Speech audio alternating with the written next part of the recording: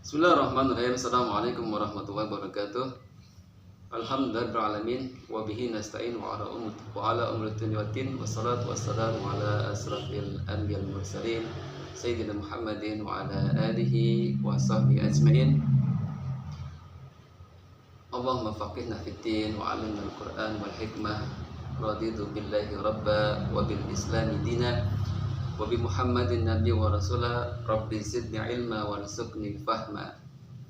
Rabbi israh li sadri wa yassir li amri wa hlul 'uqdatam min lisani yafqahu qawli. Makan ketupat di warung Pak Bagus hari keempat. Sudah ngaji berapa juz? Sahabat semua, alhamdulillah kita ketemu lagi di hari keempat ini. Semoga hari-hari Ramadan tetap kita lalui dengan produktivitas ibadah yang semakin meningkat, dan ini menjadi tolak ukur orang-orang beriman. Waktu terasa begitu cepat berlalu, sementara di satu sisi banyak capaian-capaian yang belum kita dapatkan. Tetapi insya Allah tetap jaga semangat dan berikhtiar, selalu mohon kepada Allah, pertolongan kepada Allah agar meningkat ibadah kita di bulan Ramadan ini insya Allah. Baik sahabat-sahabat semua, terus dukung kami channel Rumah Quran Bahasa, like, comment, share, subscribe, karena sebagai salah satu referensi jendela kita dalam belajar dan mentadaburi kandungan Al-Quran. Insya Allah, kata Rasulullah SAW, man dala ala khairin falahu mislu ajri fa'ilihi. Barang siapa yang menunjukkan jalan kebaikan kepada seorang, maka dia akan mendapatkan pahala yang sama dari pelaku tersebut tanpa mengurangi pahala yang bersangkutan. Masya Allah. Dan di zaman era digital ini, yang paling mudah adalah dengan cara share konten-konten yang bermanfaat. Insya Allah sahabat semua bisa, konten ini bisa nanti di-share ke grup WA, ke sosial media yang teman-teman sahabat semua punya. Insya Allah di pertemuan keempat ini kita akan kupas terkait dengan fakta-fakta dalam Al-Quran. Bagian keempat ini insya Allah kita kupas tentang Islam sebagai pilihan terbaik dan kebebasan untuk memilih. Allah Subhanahu wa ta'ala berfirman dalam Al-Quran surat Ali Imran ayat ke-19, Inna dina indallahil Islam. Sungguhnya agama yang diridhai oleh Allah Subhanahu wa ta'ala hanya Islam.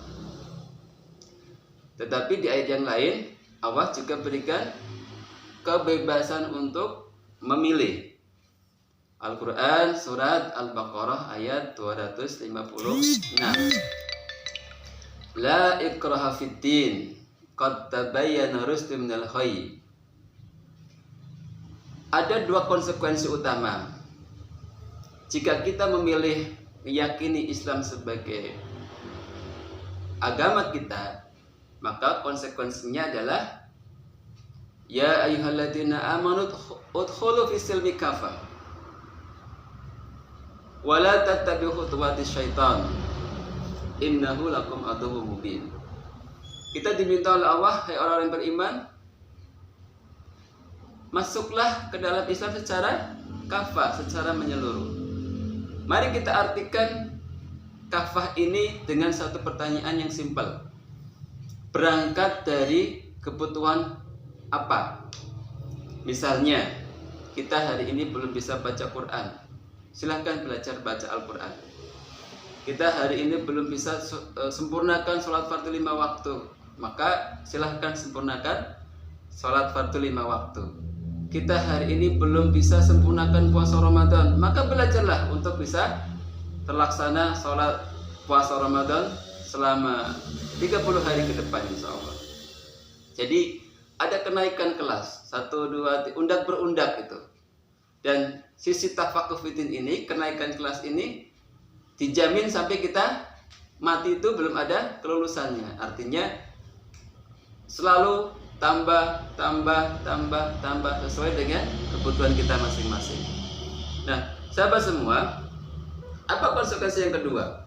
Konsekuensi yang kedua adalah tentu saja bagi mereka yang tidak mau memilih Islam sebagai pedoman hidupnya. Apa itu?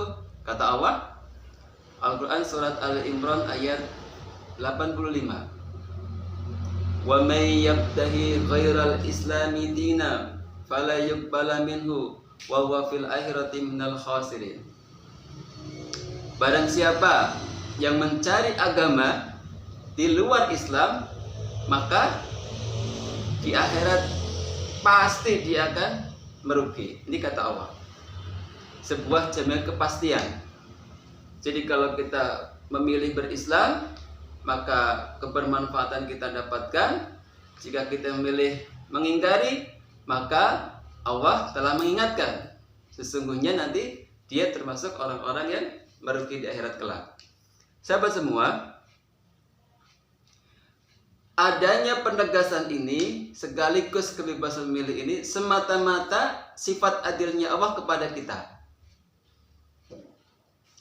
Bahwa seandainya seluruh manusia di planet bumi ini tidak mau beriman kepada Allah, maka sedikit pun tidak mengurangi keesaan Allah, sedikit pun tidak mengurangi zat Allah sebagai Rabb kita, sebagai Tuhan kita.